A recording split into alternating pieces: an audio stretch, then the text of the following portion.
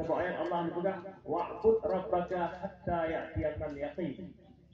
Sembahlah oleh kamu Allah sampai datang keyakinan, sampai datang kematian.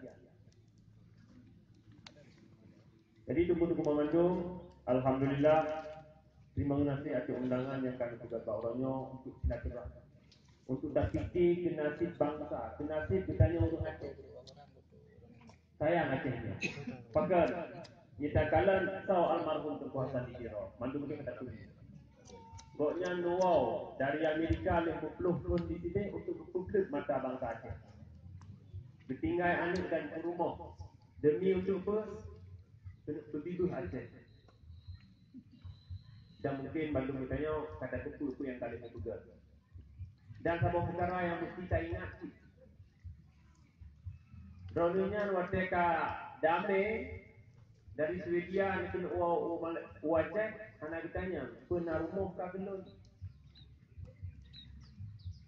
Anak ditanya, sebab kenyang di luar. Yang nak ditanya, kain ditanya Pak Toto, Pak Wali, Aku Malik Mahmud. Orang Aceh nak ikut orang ke politik.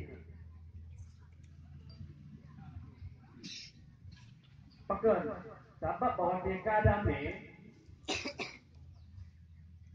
bahawa mereka ruang demokrasi terbuka, di sini tu. Buku orang Acehnya di Sabah lagi tau. Kita kalau sejarah, aku yang dah jadi di Malaysia atau di Swedia, mungkin akan berdengar awal nak MB-gam, macam-macam. Pakai, jadi lagi.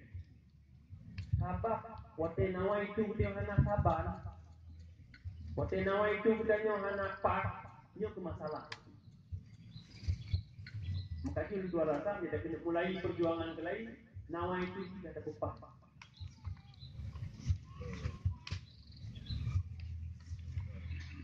Sebab dia tujuan untuk tak senang-senang dunia ni aku yang tak kita pun bangga dah.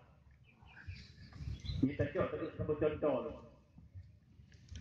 Karun manusia yang paling kaya gitu. Sehingga Allah